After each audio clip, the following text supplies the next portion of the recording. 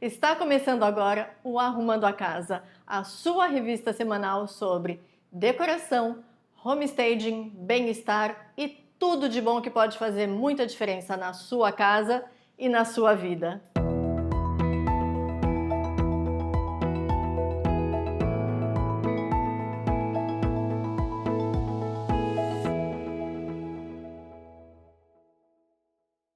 Hoje a gente está num ambiente, num lugar fantástico. Eu nunca tinha visitado um ambiente desse, que vocês vão ficar sabendo já já.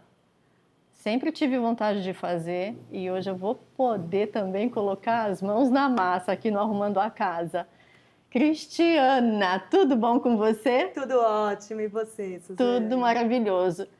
Estamos no ateliê da Cristiana, C-Ceramics, é isso? Ceramics. Ceramics, gente, eu É uma errei. brincadeirinha, né, com o mar, afinal a gente tá aqui, né? A gente tá, exatamente. Esse ateliê é num lugar maravilhoso, ele é inspirador, é bem de frente para o mar. E a Cristiana vai falar um pouquinho pra gente, antes de começar, antes de eu colocar a mão na massa, como que ela se tornou uma ceramista, né, Cristiana? Ixi, foi um longo caminho. Foi um longo caminho, mas resume pra gente o longo caminho, por favor. Olha, eu sempre fui muito criativa, sempre vim da área de arte. Trabalhei muitos anos com moda. Depois da moda, eu fui para a arte, comecei a pintar. E essa coisa da pintura me levou para a Ásia.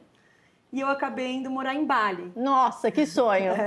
E aí foi em Bali que eu comecei a fazer cerâmica. A Ásia é um dos grandes berços da cerâmica. O Brasil também, enfim, a cerâmica está no mundo todo. Mas eu, particularmente, sempre fui muito apaixonada pela Ásia, pela cultura, pelas culturas asiáticas no geral. E em Bali eu vi um lugar onde eu gostaria de morar e eu gostaria de viver como artista também.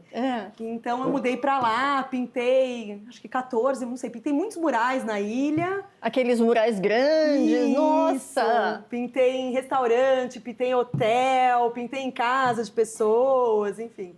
E aí comecei a estudar cerâmica lá. Encontrei uma artista incrível, uma artista que faz muita galeria, muita exposição no mundo todo. Fiquei apaixonada pelo trabalho dela.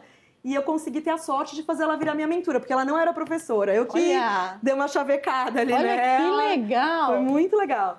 E aí estudei com ela esses 2 anos que fiquei em Bali. Voltei para o Brasil, acabei ficando presa aqui por conta da pandemia. E aí comecei a fazer muito mais cerâmica durante a pandemia, porque não podia sair de casa. Lógico. Então eu montei um ateliêzinho dentro de casa, fui fazendo cerâmica dentro de casa. E aí, há 3 anos atrás, eu resolvi que eu precisava de um ateliê mesmo. Fiquei aqui em Santos, voltei para cá, sou daqui, mas passei 20 anos fora de Santos. E aí voltei para cá e resolvi montar o meu ateliê. E me conta um pouco do ateliê agora. O ateliê você dá aula e você fabrica, né, as suas peças. E você vende essas peças também. Isso. Agora fala um pouco para mim, vai. Bom, quando a gente é artista, é muito difícil a gente se ater a uma coisa só. A gente precisa realmente diversificar. Então, aqui dentro, eu dou aula, eu amo dar aula. As minhas alunas são muito divertidas, então, assim, é muito gostoso. Então eu dou aula, tem 3 horários diferentes aqui de aula, mas eu também produzo as minhas peças. Então eu faço as minhas esculturas, que são trabalhos que não são tão comerciais, são peças mais focadas em salão de arte, etc. E eu também faço uma linha de utilitários, essa eu vendo. Ai, que demais. Então, assim, vou te mostrar, tem pouca coisa aí, tem muita coisa que tem em São Paulo, mas eu vou te mostrar o que eu tenho. Participei da DW, da Design Week, participei da Rosenbaum, participei de várias feiras bacanas, as minhas peças saíram em sites do mundo todo, então isso Nossa, parabéns! Obrigada! Enfim, é isso. E o ateliê, ele fica aqui. Eu acabei de mudar, você é uma das primeiras pessoas a vir conhecer. Olha quanta honra, gente! Que bom, Cristiana! Sim, a obra, eu estava contando pro pessoal, a obra acabou agora, domingo. Então, ainda tem umas coisinhas que precisa terminar, arrumar e tal, mas eu vim para esse espaço maior, beira do mar, a gente trabalha olhando para a praia, olhando para esse céuzão azul, para esse verde, então eu quis trazer essa inspiração de Bali para o meu ateliê. E aqui a gente tem a cerâmica como prática, tá? A cerâmica não é só um fazer por fazer, ela é um fazer com intenção. Então me explica isso, vai. Olha, a cerâmica ultimamente tem sido chamada de The New Yoga. The New Yoga, gente. Anota aí. Então, por que ela é a nova yoga? Porque ela te ajuda muito com a questão de saúde mental. Então, cada vez mais estamos mais estressados, tem burnout, depressão, enfim, né, questões psíquicas. E a cerâmica, ela te ajuda muito a aterrar. Então, a começar com o fato de que a gente está 100% conectado com a natureza, porque a cerâmica é barro, Sim. A gente precisa da água para moldar, a gente precisa do ar para secar e a gente precisa do fogo para queimar. Então, você está ali conectado com os 4 elementos. Além disso, a cerâmica, ela é realmente uma prática espiritual. Então, a cerâmica, ela te ajuda a lidar com a questão de ser perfeccionista. Eu sempre digo, quem vem fazer cerâmica ou é perfeccionista, ou é controladora, ou é ansiosa, ou é uma pessoa que é os 3, também pode ser. Então... Eu sempre tive vontade de fazer aula de cerâmica. Tô tentando me ver em qual dessas que eu sou. Cara, vamos ver. Uma hora vem, na hora que você começar a moldar... você vai me falar, né? É isso, o barro te conta, Tá. Ele é fofoqueiro. Então, o que acontece? A gente aprende que não dá pra gente atingir a perfeição. Na cerâmica, a gente entende que a perfeição é um ideal. Mas ela não existe. Você nunca atinge a perfeição em nada na tua vida. Com certeza, Eu falo que a cerâmica, ela dá muito lastro emocional para a vida. Você aprende a viver de outra maneira a partir do momento que você encara a cerâmica como uma prática. Então, você aprende a ver beleza na imperfeição. Você aprende a esperar o tempo das coisas. Porque a cerâmica, ela tem o tempo dela, não é o tempo que você quer. Às vezes eu quero fazer uma peça para daqui a um mês. A peça vai demorar um mês para secar. Que é isso? Essa eu entendo. Então, ela tem o tempo dela, não é o seu tempo, é o tempo divino, é o tempo dela. E a cerâmica também ajuda na questão de ansiedade por conta disso, né? De esperar as coisas, como tem que ser, na hora que tem que ser. E a questão do não controle, porque você nunca sabe o que vai acontecer com a tua peça. Olha. A hora que você coloca no forno, e entrega para Deus, porque de lá só Deus sabe o que vai acontecer. É uma terapia, né, Cristiana? É uma terapia. E eu tenho muitas alunas que vêm justamente por indicação mesmo do psicólogo, do psiquiatra. Olha, você precisa fazer alguma coisa para ajudar a sua cabeça, nanana. E eu vi isso em mim, assim, durante a pandemia eu fiquei realmente muito depressiva e eu consegui ver o quanto a cerâmica me ajudou a sair desse lugar também. Porque ele tem uma coisa de você estar no presente. Exato. Né? Exato. Mas assim, eu vou te perguntar uma coisa. Por exemplo, eu adoro, vim aqui, fiz a aula com você, pratiquei, gostei, amei, é isso que eu quero. Para poder fazer na minha casa, eu preciso ter um forno. Esse forno tem um tamanho... Olha... Como que seria isso? Eu sempre parto do princípio de que a gente tem que começar com o que tem. Tá. Sabe? Porque às vezes a gente fica arrumando desculpa para não fazer as coisas. Eu não tenho isso, eu não tenho aquilo. Mas no fundo, é mais uma desculpa do que realmente... Sim. Cerâmica você pode fazer sem nada. Você pode fazer cerâmica com um garfo, uma faca e um cartão de crédito velho, tá? Você precisa sim do forno. Tá. Só que o forno você consegue alugar um forno, você consegue pedir para alguém queimar para você. Em todas as cidades do Brasil tem ceramistas, tem gente que queima para fora. Então, assim, você precisa saber. Eu sempre falo, você não pode sair fazendo cerâmica do nada na tua casa sem ter a menor noção. Porque tem bolha estoura no forno, tem a argila correta, a argila que não for correta derrete no forno. Então, são várias questões. Mas se você fizer 2, 3 meses de aula, pelo menos o básico do básico. Assim, a cerâmica você nunca vai aprender tudo, tá? Eu faço cerâmica há 8 anos, sei lá quantos anos eu faço. É um aprendizado pra vida, né? Você vai aprendendo, Eu tenho noção que eu pretendo viver até os 123 anos, trabalhando até os 123. Eu tenho certeza que até os 122 e 362 dias eu não vou saber tudo que eu tenho pra saber de cerâmica. Então, assim, é uma vida aprendendo e é muito arrogante um ceramista que diz que sabe tudo, porque ele não sabe. E você vai ver ainda nesta edição como foi a minha primeira tentativa de fazer uma peça de cerâmica. Não perca! E no próximo bloco você confere uma entrevista sobre o mercado imobiliário. Imperdível! A gente volta num minuto.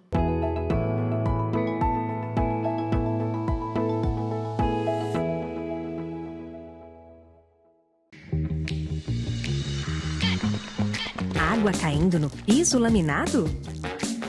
Relaxa, deixa molhar. Os pisos Eucaflor contam agora com a exclusiva tecnologia AquaResist. Com 24, 48 e até 72 horas de resistência à água. New Evidence, Max Elegance e Gran Elegance. Eucaflor, o piso laminado que resiste à água. Acesse o QR Code e saiba mais.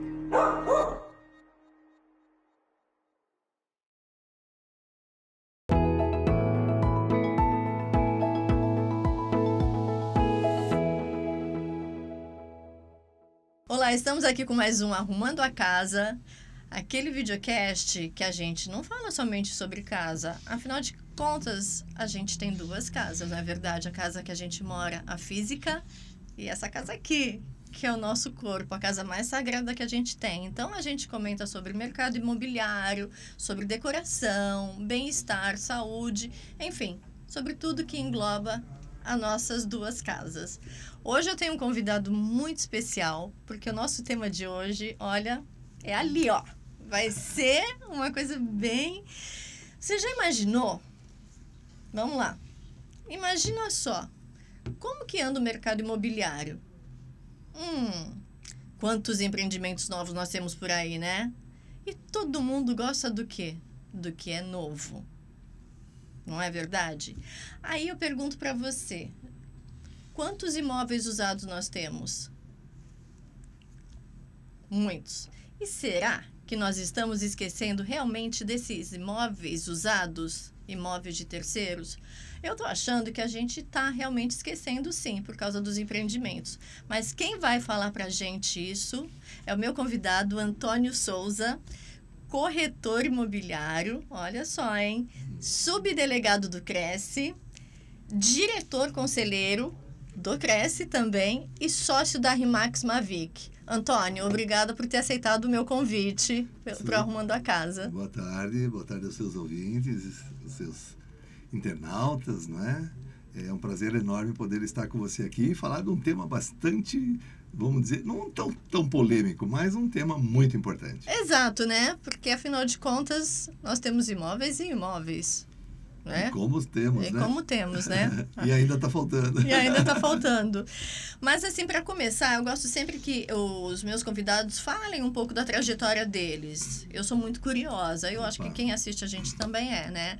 E eu sei que você é corretor, mas, assim, eu também tenho uma super curiosidade em saber como que você se tornou subdelegado do Cresce, Tá que legal. é um cargo muito importante. Tá bom, então vamos lá. A trajetória é bastante longa, né? Porque os cabelos brancos denunciam aí Mas dá para resumir, né? Dá para resumir, tem muita história, né?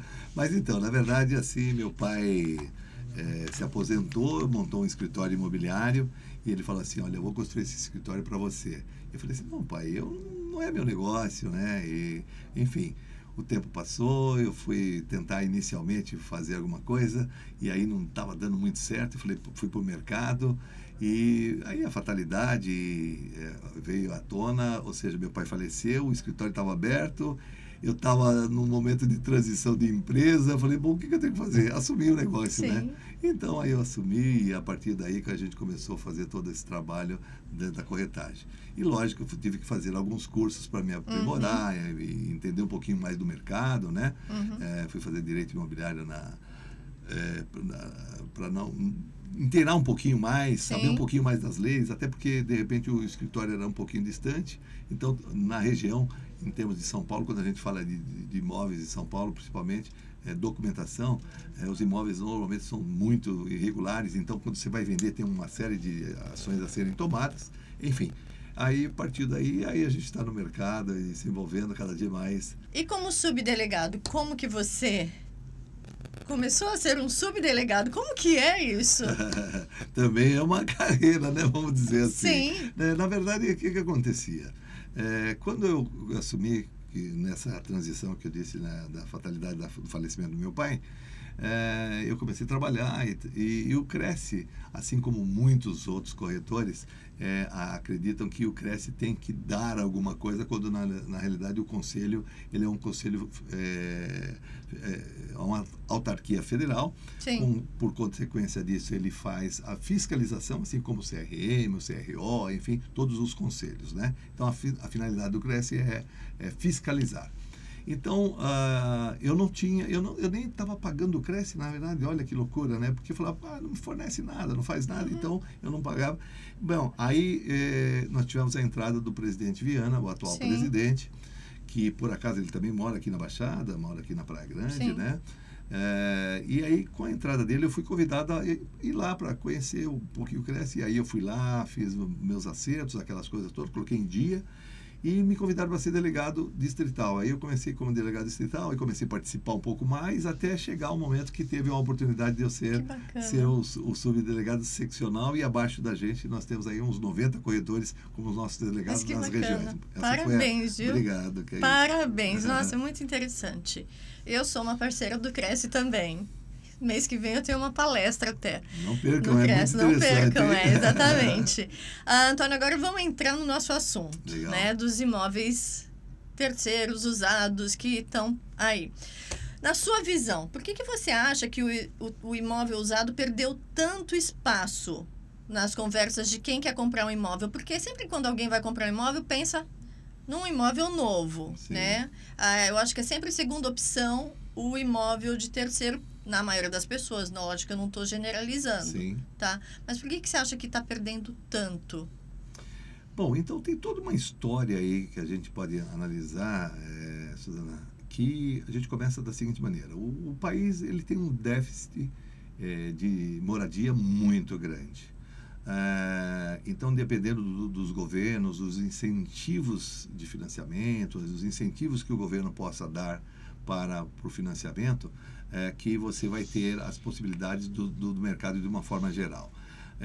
Então, quando a gente fala de imóvel de terceiro, eu particularmente, que aí usando o termo mais popular, né, aquele corretor raiz, onde a gente, na verdade, nós não só mostramos o imóvel, nós apresentamos o imóvel, conhecemos, temos que conhecer um pouquinho da documentação imobiliária, conhecer dos contratos, essas coisas todas. Ou seja, então eu posso dizer que eu capto o imóvel, vendo o imóvel, resolvo a documentação até a data da escritura. Sim.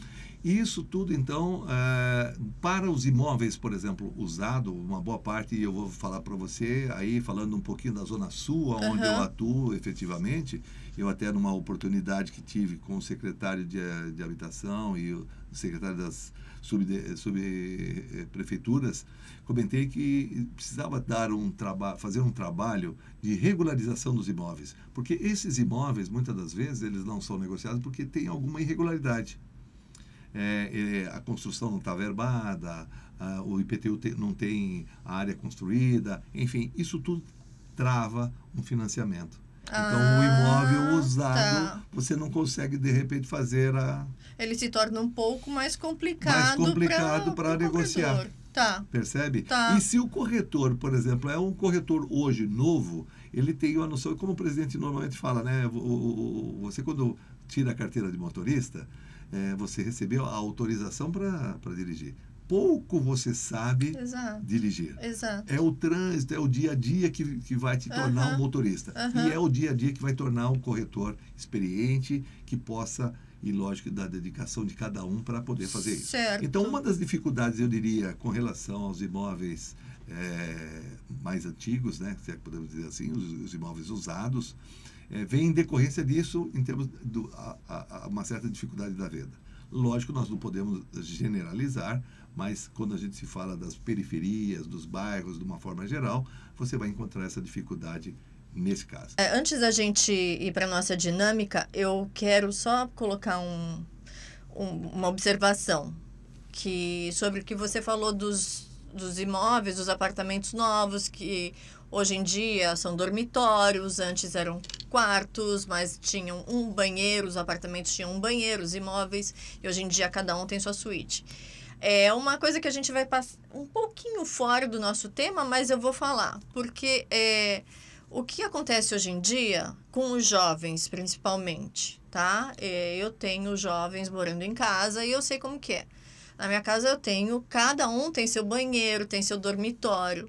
A gente não socializa com eles. Eles têm a vida deles, né? Quase que eles colocam uma cozinha ali, não precisam da gente para nada. Sim. né? Pagam até um aluguel daqui a pouco, porque então não existe mais essa por todo apartamento, imóvel ter seu quarto, seu banheiro para cada filho, essa socialização, essa reunião de família, ela se perdeu. Antes, não. Eles, assim, eu entendo hoje em dia por que os imóveis antigamente tinham somente uma suíte e um banheiro. Porque os filhos eram para ficar junto com a família e não cada um enfiado no seu quarto, vamos dizer. Exatamente. Né? É bacana, é ótimo, mas por um lado, eu acho que peca. Mas como o nosso tempo está acabando... Nossa, muito rápido, É né? muito rápido. A gente vai para a nossa dinâmica, que eu quero que Legal. você responda para mim o que é mito ou verdade dentro do nosso Legal. assunto que a gente está falando, tá bom? Legal. Vamos lá. Imóvel usado sempre precisa de reforma? Eu diria que pode ser verdade. Pode ser Pode verdade. ser verdade. Pode ser verdade. Não raras exceções, né? Porque sempre vai depender de quem o habitou anteriormente. Exatamente. E quando a gente vai falar desse tipo de imóvel, se nós falarmos num mercado diferente, por exemplo, Estados Unidos, eu entrei a primeira vez num imóvel e falei, nossa, é novo. Não, ele tinha 25 anos. Conservação. Conservação, exatamente. Usado é mais barato, mas dá mais dor de cabeça? Mito. Mito, né? Mito. Não. A questão de valor, eu Não. acho, de preço não... Não é. Não, e não dá dor de cabeça. Não dá. Não é isso, né? Não. Você tem várias vantagens. Eu acho que os prós são muito maiores, muito mais do que os contras. Eu também acho. Imóveis usados não têm liquidez? Olha, é muito relativo, depende, porque você tem que fazer, você vai falar assim, bom, situações de mercado e bairro, de localização. Sim. Por exemplo, nós estamos falando de região da Paulista, por exemplo, que é de São Paulo, tem liquidez e tem muita procura. Muita. Tem muita procura. Sim, né? exatamente. Quando você se afasta um pouquinho dos centros e que está se voltando muito alguma coisa para o centro, né? Valorizando um pouco mais o centro. Então, você vai ter lá imóveis, exatamente imóveis usados. Então, de certa forma, existe. Tá. Liquidez, sim. A localização compensa qualquer defeito de um imóvel usado? É mito ou é verdade? O que você acha? É mito, né? Eu acho mito. Eu também acho. Usado não valoriza? Lógico que Lógico, valoriza. né? Nossa, Todo imóvel, né? É o melhor sim. investimento, não é? Imagina, você tem um imóvel usado e, de repente, passou uma linha do metrô ali. O que aconteceu? Esse é lógico, nós estamos falando do metrô, não vai passar metrô em todas as ruas, né? Sim. Mas, dando um pequeno exemplo, e um shopping, uma construção, um prédio novo, enfim, várias coisas podem torná-lo... Sim. Antes de terminar, eu vou falar, é um pouquinho assim, é o que eu acho, tá? A respeito dos empreendimentos novos. Eu vejo na cidade de São Paulo, nós temos edificações belíssimas antigas. Tínhamos. Porque os empreendimentos estão tirando o lugar dessas casas maravilhosas. Sim. Eu, como pessoa, eu sou totalmente contra. Eu acho que se você tem que... a cidade tem que crescer, Sim. Vamos crescer para os lados. Temos espaço. Temos espaço. Não é como Santos, que não tem espaço. Sim. Tá? Santos, para quem não sabe, é uma ilha, né? Então, não tem espaço. Então, assim, eu sou totalmente contra. Eu vi uma postagem da Avenida Paulista, como era antes. Eu fiquei chocada. Lógico, a Paulista é linda, mas os casarões que tinham ali, você vê e fala assim, não, isso é um pecado que aconteceu. Essa é a minha opinião. Eu não sei, você tem mais ou menos uma opinião formada sobre isso? Eu concordo com você, Suzana, e digo para você o seguinte, eu nasci no Bexiga, no centro de São Paulo. O meu quintal era o Parque Trianon. Nossa. Na Avenida Paulista. Eu vi uma foto do Parque Trianon. E não existia ainda o museu, né? Sim. De arte moderna, enfim. E conheci os casarões todos. Eram, bom, um tempo mais nostálgico, claro. Acho que o desenvolvimento vem e ele tem que chegar e acontecer. Mas algumas coisas precisariam ser mantidas como patrimônio histórico, como lembrança de uma cidade que começou. O centro da cidade ainda existem muitos imóveis, ainda alguns imóveis antigos que precisam serem revitalizados. Sim, exato. Talvez o incentivo. A prefeitura já deu alguns incentivos para o pessoal reformar, fazer algumas coisas, mas aí é meio complicado quando se fala com os proprietários, né? O incentivo ajuda bastante. Eu assim, na minha opinião, eu acho que o imóvel histórico faz com que o povo tenha história. Sim, preservar faz com que a gente tenha história. Sim, com certeza. Destruir tudo para construir coisas novas, eu acho que apaga a história. Totalmente. Né? Mas enfim. E os geólogos do ano 2100 não vão ter. Não vão conseguir imaginar, porque não vão ter resquícios. Né? Não, de jeito nenhum. Bom, estamos chegando no final do nosso... É rápido, nosso videocast é muito rápido. Eu quero agradecer por você ter vindo até Santos, que São Paulo. A gente está em Santos. Eu esqueci de falar no início do nosso videocast. O Antônio desceu a serra para vir para Santos. E hoje está um dia tão lindo. Muito bom. Não tá? Você não aproveitou um pouco a orla da praia? Linda, né? Conhece Dá vontade Santos? de arrancar aqui já pegar E dar sem uma camisa. andada, né? Exatamente. E a gente está gravando aqui dos estúdios da WorldCom, agência de publicidade e marketing melhor da Baixada Santista, não esqueça disso. Antônio, muito obrigada, agradeço muito pela sua cooperação com o nosso Arrumando a Casa. Você tem algum contato para deixar para gente?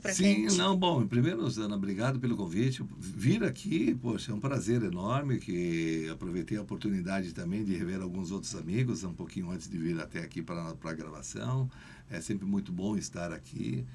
Estar na sua presença também, maravilhoso. Eu tive o enorme prazer de conhecer você justamente numa palestra do Cresce. Então, você veja, olha, são muitos anos e você vai ter a oportunidade também de conhecer ela. Ela tem uma palestra agora, né? Dia 22. Dia 22 né? de agosto. Então, eu não vou perder, espero que você também não perca. Mas muito bom estar aqui com você e espero atender a sua expectativa. Espero que tenha atendido a expectativa dos seus internautas. Com certeza. Nós temos lá, eu vou deixar o meu telefone em particular, até porque a gente não comentou muito, lógico, o tempo é muito escasso, mas eu também tenho uma câmera de avaliação, Suzana, e então sempre atende a expectativa de algum pessoal na área imobiliária. Então, o meu telefone, eu vou deixar até o meu telefone particular, que é o DDD 11 94758 2135, que é o meu telefone particular.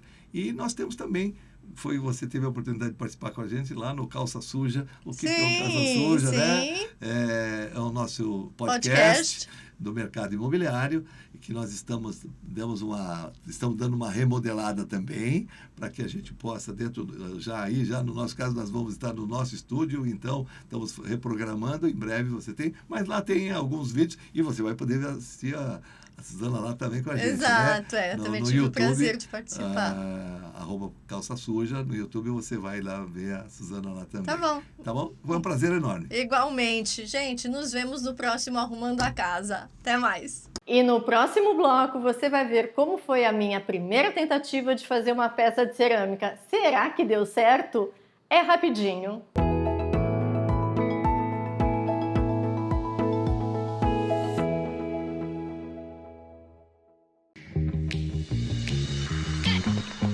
Água caindo no piso laminado?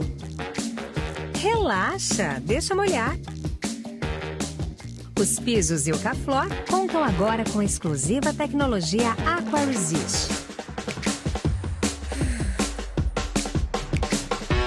Com 24, 48 e até 72 horas de resistência à água. New Evidence, Max Elegance e Gran Elegance. Eucaflor, o piso laminado que resiste à água. Acesse o QR Code e saiba mais.